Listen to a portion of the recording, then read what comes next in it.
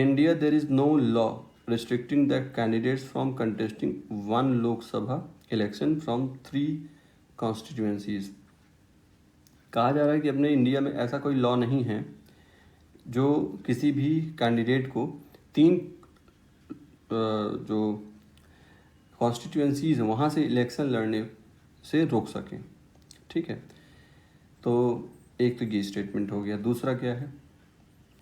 दूसरा स्टेटमेंट है कि 1991 की जो लोकसभा इलेक्शन थे उसमें देवीलाल जी थे जिन्होंने कि 3 लोकसभा क्षेत्रों से चुनाव लड़ा था। एक ये स्टेटमेंट हो गया। फिर तीसरा स्टेटमेंट क्या है? तीसरा स्टेटमेंट ये है कि प्रेजेंट टाइम पे जो रूल्स हैं उसके अकॉर्डिंग अगर कोई कैंडिडेट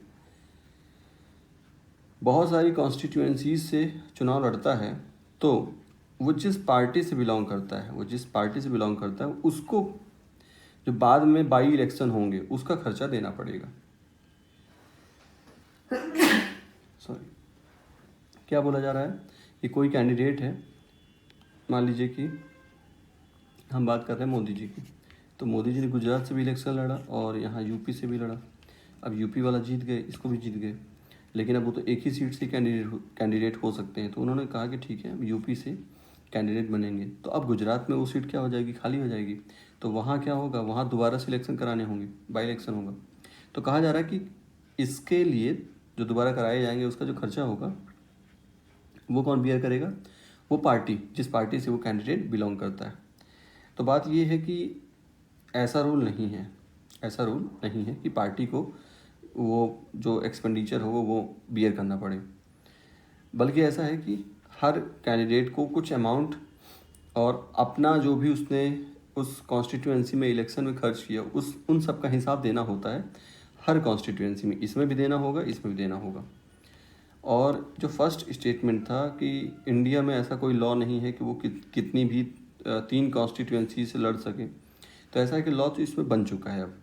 हाँ, जिस टाइम पे देवीलाल जी लड़े थे उस टाइम पे लॉ नहीं था, तो वो 3 लोकसभा क्षेत्रों से चुनाव लड़ गए थे।